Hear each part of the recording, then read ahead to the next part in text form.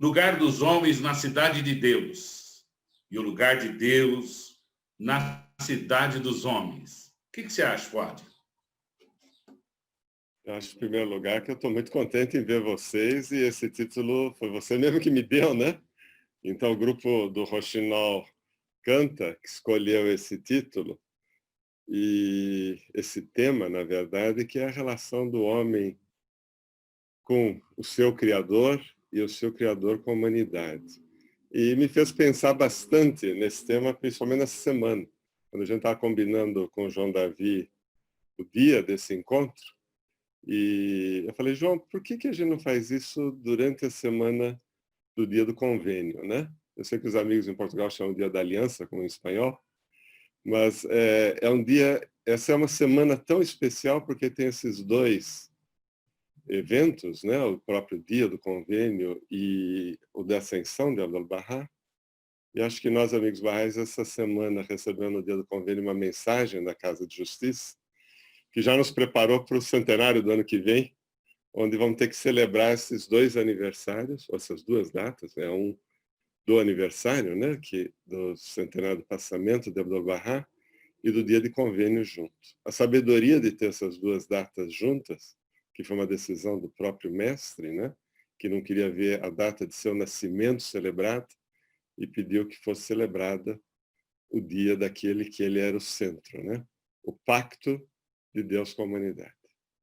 Eu acho que, pelo que entendi, todos nós somos de origem Bahá'í, alguns mais antigos, alguns mais novos. Pelo que o João comentou com a gente, nós estamos todos estudando a fé Bahá'í, então não é a primeira vez que eu vim falar da fé Bahá'í junto. Então espero que a nossa conversa seja mais uma oportunidade de conversa, e não uma coisa que seja um diálogo monólogo, né? De um falando e depois tocando. Então, o que eu queria é trazer algumas ideias nessa fase inicial, e dar a oportunidade de a gente poder trocar essas ideias em conjunto e ver de que forma a gente pode aplicar essas ideias na nossa vida pessoal, conjunta e de serviço à fé. Mas todos nós temos como objetivo servir essa causa que todos acreditamos. E a primeira característica dessa causa, diferente de toda a história religiosa do passado, nós Baha'is batemos no peito e falamos, eu diria, com responsabilidade, mas ainda em aprendizado, o conceito que os Baha'is não buscam a salvação pessoal, mas a salvação coletiva. E entender o que significa a salvação coletiva talvez é o maior de todos os desafios nossos, porque a gente nasceu num mundo individualista, um mundo em que as pessoas têm muita relação consigo mesmas, né? Primeira coisa que uma criança, um bebê aprende é o próprio nome, e se desligar do próprio nome e poder servir a coletividade da humanidade me parece algo não natural até o dia de hoje, até a revelação de Baha'u'lláh. E acho que não é coincidência que o historiador Nabil, quando fala do dia da declaração de Baha'u'lláh no Jardim de Rezvan, a referência que ele faz é que as pessoas estavam tão inebriadas naquele dia que esqueciam dos seus próprios nomes. É uma referência assim, muito clara de desaparecer o individualismo e trabalhar para o conjunto.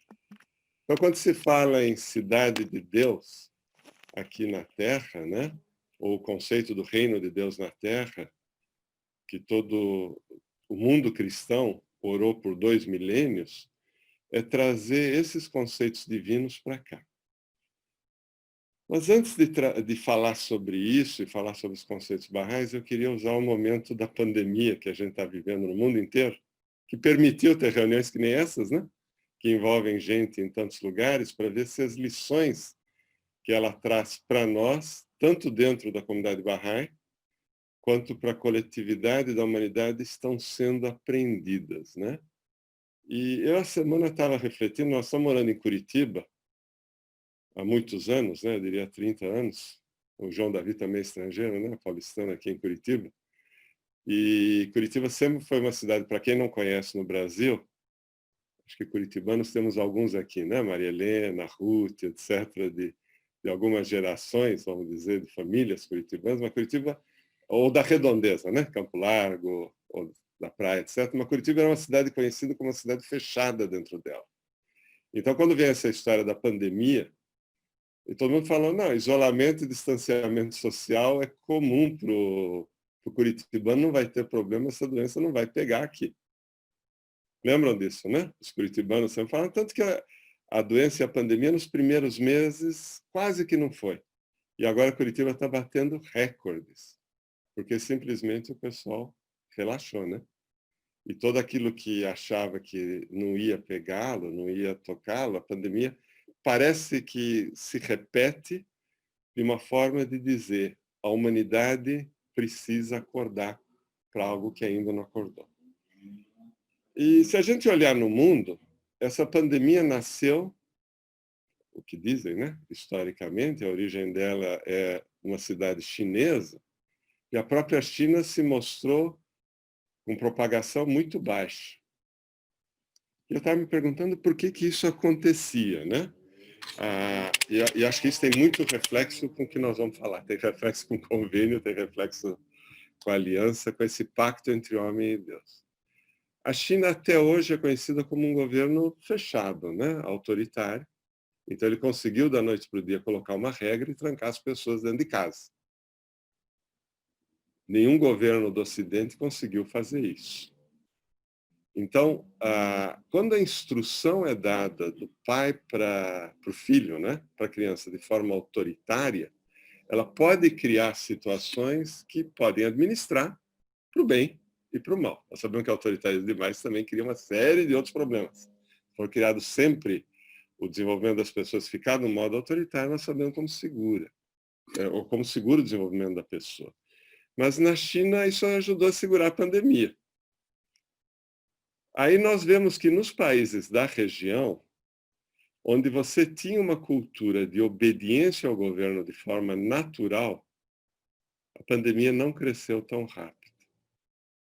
Não sei se vocês têm observado os números país a país. Normalmente a gente só observa os nossos, né?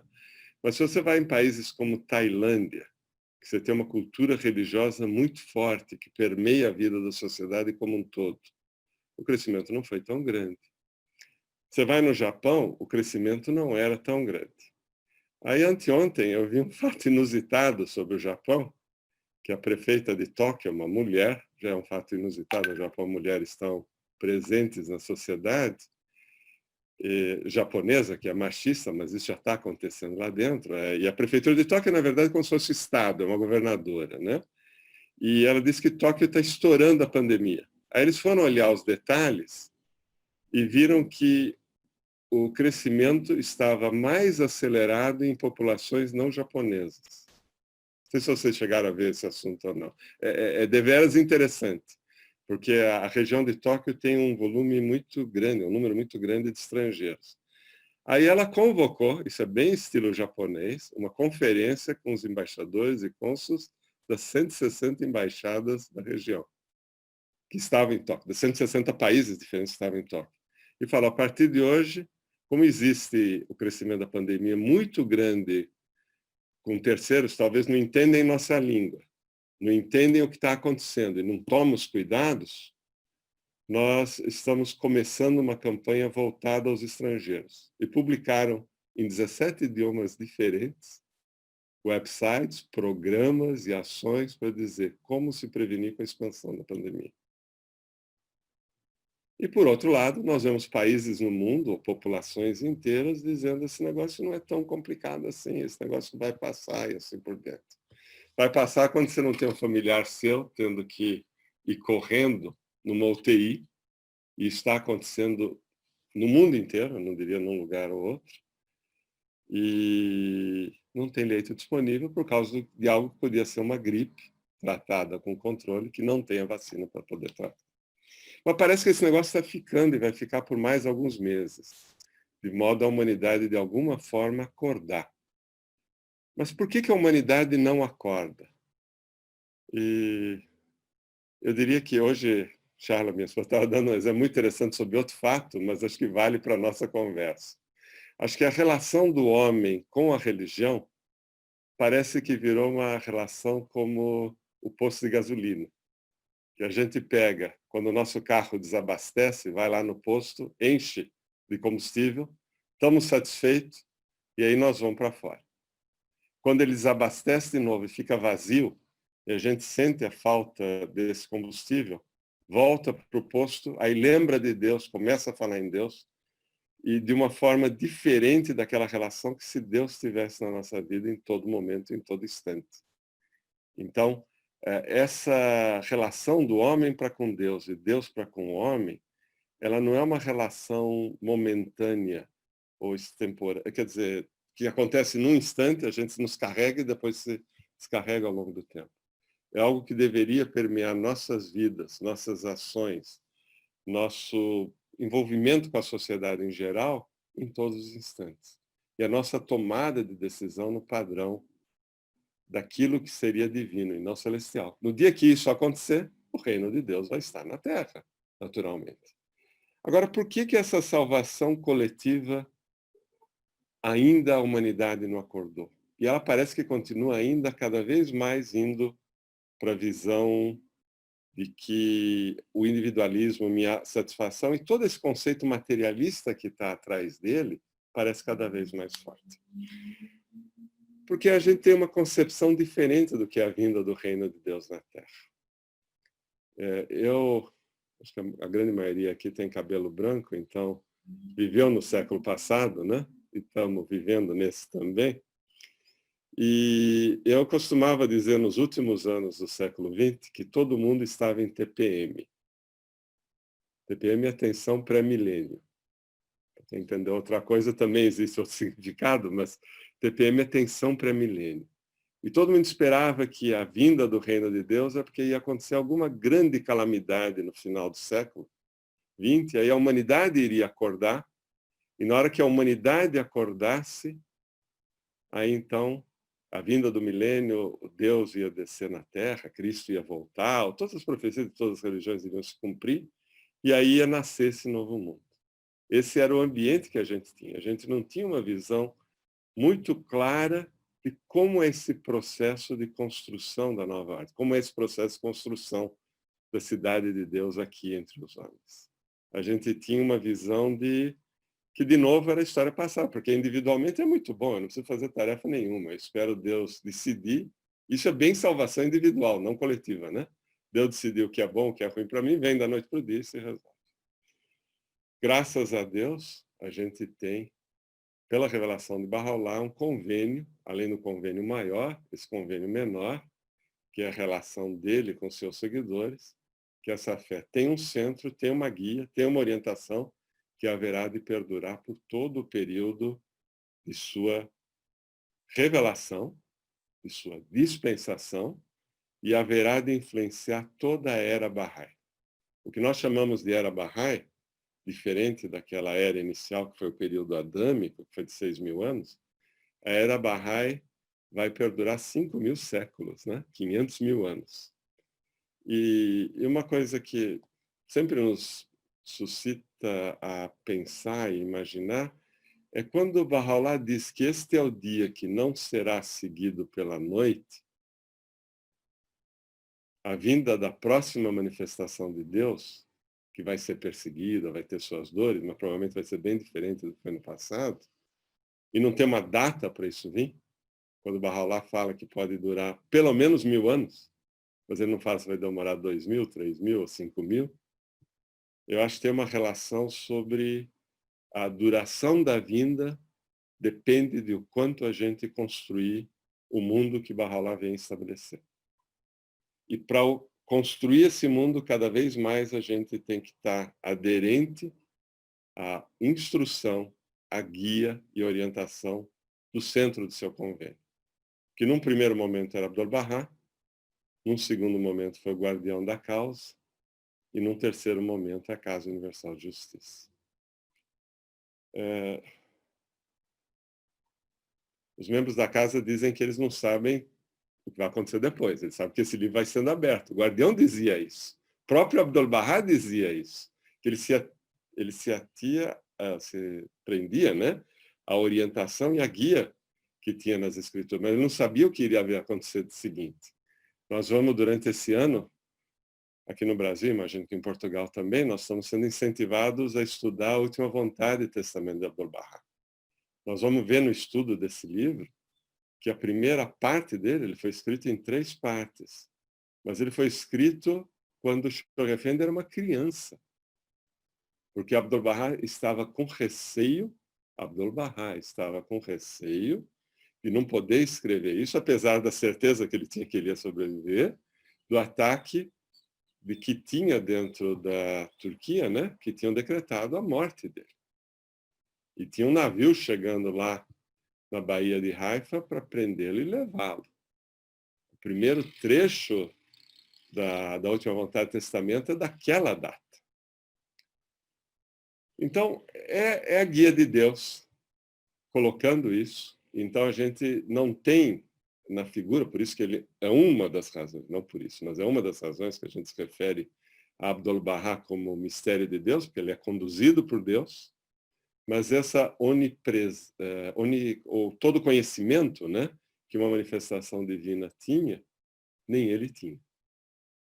Mas ele tinha a capacidade de entender o futuro e tinha a capacidade de entender as demandas que tinha nesse futuro. Mas como iria acontecer esse futuro, nós vamos ter que construí-lo. Então, a minha leitura pessoal, quando se fala que não sabe se o próximo manifestante vem 1000 anos, ou 2000 ou 3000, eu diria de forma seguinte, isso é bem pessoal meu, hein?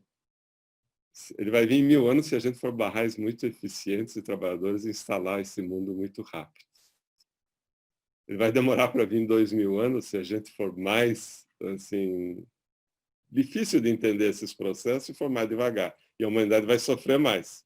Vai vir em 3000 anos, ou 4, só Deus sabe quando vai vir. Então, no fundo, depende de nós, a vinda da próxima manifestação divina. Essa é parte de um livro que não está escrito. E aí vem a orientação do que é esse reino de Deus. Então, uma sociedade é composta basicamente de 3 elementos, né? Indivíduos, comunidade e instituições.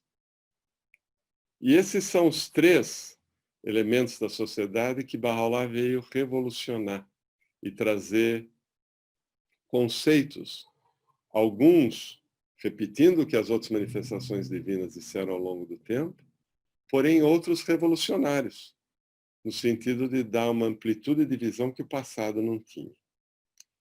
E compete a nós, então, entender. No papel do indivíduo, e aí eu quero fazer um paralelo com tudo isso que nós estamos vendo dentro do processo que a gente está vivendo, no papel do indivíduo é o refinamento do caráter, o desenvolvimento do seu aspecto espiritual, sua relação com Deus, seu estudo pessoal. Tudo isso tem relação com o passado. Todas as religiões falaram isso. Porém, com uma diferença. As religiões do passado tinham uma característica, de novo, que a salvação era individual e o conhecimento religioso era de uma elite, de um corpo pequeno de gente. Tanto que é famosa aquela novela, que acho que vários de vocês, ou história, do Umberto Eco, né? O Nome da Rosa, que talvez vocês viram, até virou filme, tem, acho que até um seriado tem em cima dele, que o conhecimento estava confinado num grupo dos religiosos, que eram os escolhidos de Deus, e não era para a humanidade em geral ter esse conhecimento. Baha'u'lláh muda isso para o indivíduo e fala que todos os indivíduos são chamados a serem protagonistas a serviço dessa causa. Essa é a primeira grande mudança que tem na história da religião. Isso não tem relação no aspecto de salvação individual, mas por que nós temos que ser protagonistas de novo? Para o aspecto de salvação coletiva.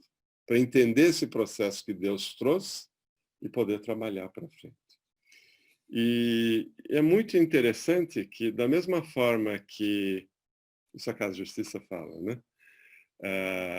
A fé nasceu num dos lugares mais obscuros do mundo, que na época era o Irã, a Pérsia antiga. O processo de instituto, que é o processo de capacitação coletiva da humanidade inteira, nasceu num dos lugares mais complicados do mundo. Aquela região do norte de Cauca, na Colômbia, é região de guerrilha, até os dias de hoje. Alguns amigos aqui, eu tive também a oportunidade de poder visitar o Templo Bahá'í de lá, de norte de Cauca, e no caminho você é parado pelo exército, você é controlado por causa do tráfico. por causa de todas as coisas, que a Colômbia sempre foi famosa, né? Cartel de Cali, cartel de Medellín, assim por diante. Mas da mesma forma que o berço da fé é um dos lugares mais complicados na história, ela surgiu, né? Onde tinha corrupção, tinha dificuldade, etc. Esse berço do processo de capacitação, a Casa de Justiça cita no documento dela, chamado Século de Luz, é um dos lugares que tinha, ou tem ainda às vezes hoje, mas uma das maiores perseguições e maior desestabilidade, acho que o termo correto seria esse, desestabilidade social, por causa de todo o ambiente que existia lá dentro. Então, esse é o aspecto do indivíduo.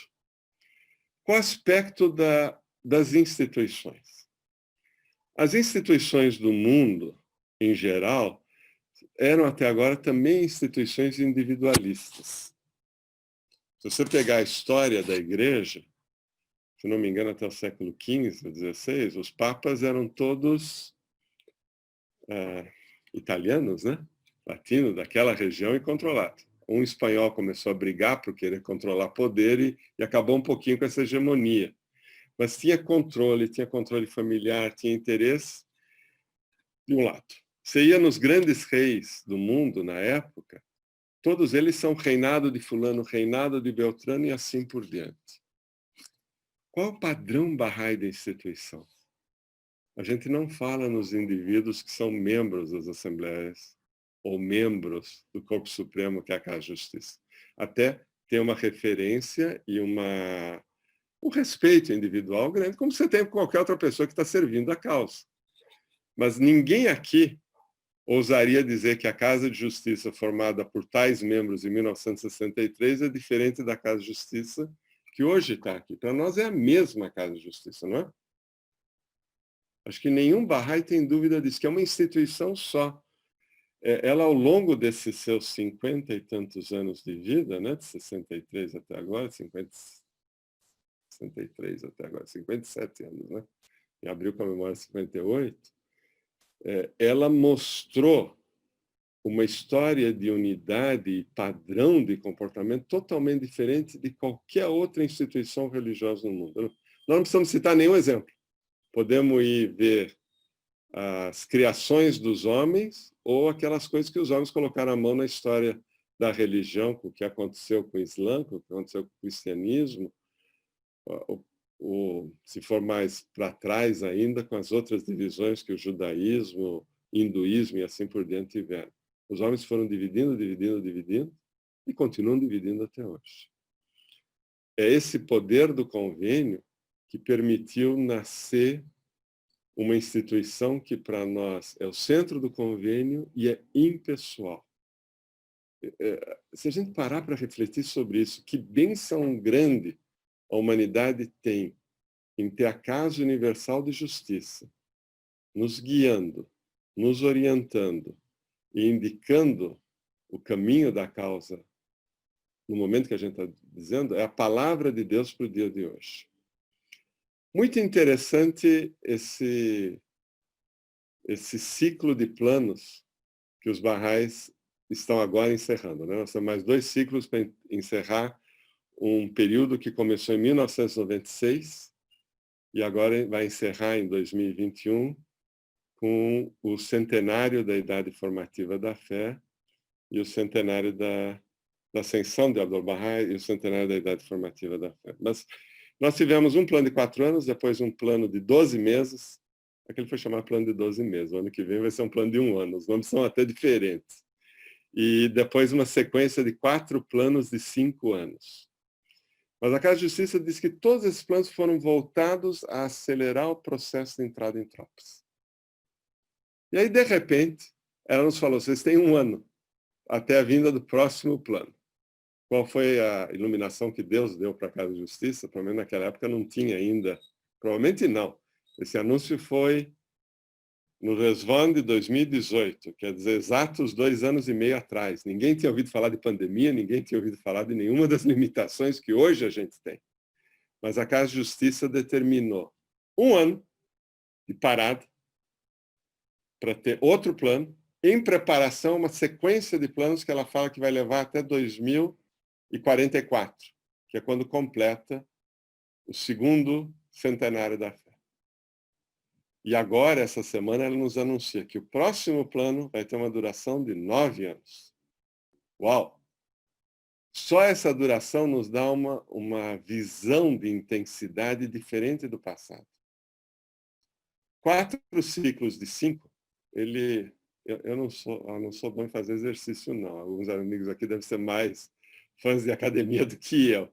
Mas uma das coisas que aprendi em academia e exercício é que repetição nos ajuda o aprendizado, não é? Então faz os músculos, a parte do corpo se adaptar para poder se capacitar. Então, um ciclo de uma sequência de 4 planos de 5 anos, a Casa de Justiça foi nos dizendo o que deveria fazer, foi introduzindo as atividades centrais, foi introduzindo capacitação, foi nos fortalecendo para chegar no dia de hoje e dizer, olha, ainda no meio dessa pandemia, vocês têm mais um ano para cumprir aquelas metas que vocês tinham planejado, ou para fortalecer o que vocês já fizeram. Mas se preparem. Logo em seguida vai vir um plano de 9 anos. Isso dá para pensar em muito do que vem pela frente. Quer dizer, é um processo orgânico, estruturado para poder ver. Mas esse é o conceito de instituição que a gente tem. E algo muito interessante, que a última vontade do testamento, Abdu'l-Bahá diz que o guardião vai ser o cabeça da Casa Universal de Justiça. E é que essas duas instituições, uma andam do lado da outra. E uma não pode existir sem a outra.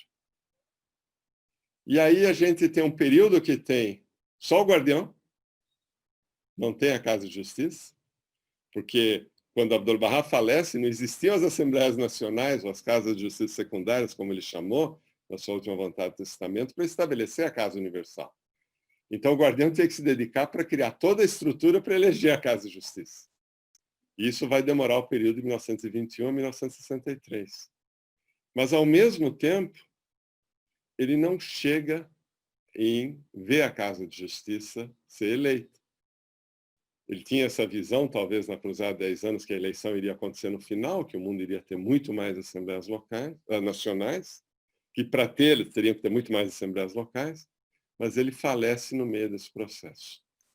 Mas o que chama a atenção é que até a figura de Abdu'l-Bahá, e mais alguns anos, talvez 12 anos mais, 11 anos mais, quando vai falecer a folha mais sagrada, que é a irmã de Abdu'l-Bahá, a gente tinha o conceito da família sagrada. A irmã de Abdu'l-Bahá é a última pessoa da família sagrada a quem se refere desse jeito. A referência ao guardião já não é tão forte como era a família sagrada original. Ele é da família sagrada, evidentemente, é neto de Abdu'l-Bahá e tudo, mas o conceito de família sagrada era muito forte até então, porque não tinha as instituições administrativas. Mas o que acontece em 1921 até praticamente no final dos anos 30, quando começam o primeiro plano de 7 anos, é 36, né? Os primeiros grandes planos que o guardião estabelece, o que acontece é, um a um, os membros da família de Abdu'l-Bahá vão sendo declarados rompedores do convênio, rompedores da aliança, por causa do ego, por causa do interesse pessoal. Mas, ao mesmo tempo que é uma tristeza ver isso acontecer, a gente nota que parece que a mão de Deus está em cima, no sentido de evitar, né, com que tenha essa associação individualista. Quando o guardião falece e deixa na mão das mãos da causa de Deus conduzirem a causa, porque ele dá a eles o título de fideicommícios da embrionária ordem da embriônica Ordem Mundial de Bahá'u'lláh, nós temos durante um interregno de 57 a 63 pessoas que conduzem a causa até a eleição da Casa de Justiça, totalmente obedientes às instruções do guardião. Eles não criaram nada, não colocaram plano diferente, não fizeram nada. Tudo aquilo que estava no ar, na cruzada de 10 anos, orientado pelo guardião, foi como eles conduziram. Quando vem 63, é eleita a Casa de Justiça. E a Casa de Justiça, a primeira decisão dela é não ter um coordenador, porque o seu coordenador era para ser o guardião. Então, ela não podia ter um coordenador físico. Mas como é que o guardião continua a cabeça da Casa de Justiça até hoje? Porque os escritos do guardião até hoje coordenam qualquer decisão da Casa de Justiça. Porque toda a orientação e guia que o guardião colocou, a Casa de Justiça se refere a ela antes de tomada de decisão.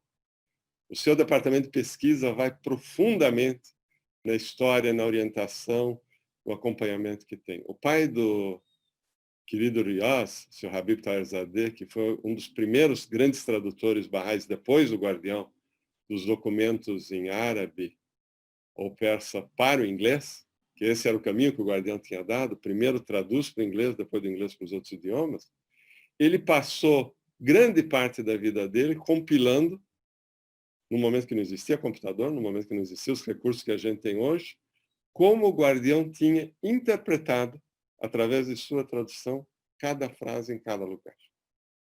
Por isso que esse trabalho, às vezes, a gente quer ver os livros rapidamente traduzidos para o português, quando publica em inglês, etc. Nós temos que tomar o mesmo cuidado em português, hein? Tenham paciência com as traduções. O Luiz que está, o Eduardo Couto que está aí, que ajuda a editora Bahá'í, eu acho que esse é algo que a gente tem que ter cuidado com as nossas editoras. Nós não temos que ser rápido em traduções, porque as traduções ficam, né? As palavras ficam ao longo do tempo. Era esse o cuidado que se tinha. Mas eu quero acabar dizendo, acabou o individualismo e nós temos instituições que são apessoais, não sei se existe esse termo, impessoal parece que não é o conceito correto, mas elas não estão presas a pessoas. E o terceiro elemento da sociedade é a comunidade.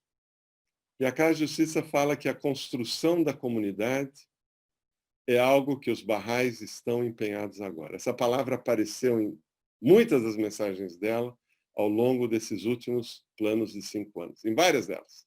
E o que quer dizer construção de comunidade? Nós ainda estamos aprendendo, então acho que não tem uma resposta única para esse tema. Mas é criar um ambiente tal que as pessoas tenham a capacidade delas próprias resolverem os seus problemas, identificarem as suas necessidades, sair daquele ambiente paternalista que o mundo tinha atrás, que era aquele mundo que você ia lá e dava uma esmola, talvez quando era para o indivíduo, ou criava um hospital, um orfanato, alguma coisa, mas não ia na causa raiz do problema. Se a causa raiz é a educação, é uma parte, mas é criar nas pessoas a capacidade de entenderem o que gera a dificuldade deles. E Abdu'l-Bahá nos deu o exemplo disso no curto período do ministério dele, com todas as ações que ele tocou no Irã, ou na Pérsia daquela época. A primeira escola Bahá'í na Pérsia, Abdu'l-Bahá pessoalmente acompanhou. E não sei se vocês sabem, a diretora dessa escola, inclusive dos meninos, foi uma Bahá'í americana, que ele orientou para ir lá no início do século, 1910, por aí. E depois vem a escola, tinha na época para meninos e meninas, tem história muito bonita sobre essa senhora que foi a diretora da escola e acabou falecendo no Irã. Ele conta, o Abdu'l-Bahá escreve uma epístola para ela e conta como o serviço dedicado dela mexeu com a população e criou capacidade nas famílias, nas pessoas envolvidas. É isso. Eu acho que é esse conceito de comunidade que ainda nós não sabemos executar totalmente, gradativamente a Casa de Justiça está colocando. E o processo do Instituto tem isso muito forte. No nosso sistema de estudo do Instituto, um dos últimos livros, no sistema não, na sequência de estudos dos livros, um dos últimos é o livro 3, que é ligado à ação social. E a ação social diretamente relacionada com construção de comunidade. Eu lembro no círculo de estudo que eu estou participando, felicidade, tem alguns dos membros do círculo aqui junto com a gente, e foi uma alegria, numa das noites que a gente estava estudando, chegou nesse conceito de como os projetos de ação social têm que nascer da própria base. E aí, alguns dos barrais, antigos e novos, eu diria todos nós, paramos para olhar e falamos, poxa, agora dá para entender o que a Casa de Justiça está falando de construção de comunidade. Não é a gente resolver os problemas da comunidade. Construção de comunidade é ajudá-los a eles mesmos resolverem seus próprios problemas. Por isso que, por mais que a gente estude, por mais que a gente se desenvolva pessoalmente, acho que esse período da internet está ajudando até a gente se desenvolver com gente de tudo quanto é canto, né? A gente poder se misturar, conhecer, conversar. Ele só tem solução da mudança da humanidade na hora que a gente volta para a comunidade. E aí o conceito de vizinhança fica claro.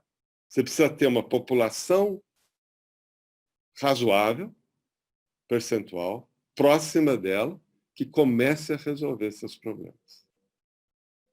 Identifique suas necessidades. Ela tem que identificar. A gente pode até dar ideia, uma ou outra no início, o próprio livro 13 fala isso, mas ela tem que aprender a administrar suas necessidades. Na hora que isso acontecer, a gente vai estar tocando isso. Então, o que tudo isso tem a ver com essa história do lugar de Deus na cidade dos homens e o lugar dos homens na cidade de Deus? Se o objetivo é ter o reino de Deus na Terra, é fazer com que essas duas cidades sejam uma só, né? A cidade dos homens e a cidade de Deus sejam reconhecidas como uma única cidade. Isso só vai acontecer quando a gente colocar esses preceitos, essas orientações, essas guias do convênio de Deus, nesse caso do convênio menor, né, que é esse convênio que Bahá'u'lláh fez com toda a sua comunidade, né, com todos nós, executaram de uma forma disciplinada e organizada.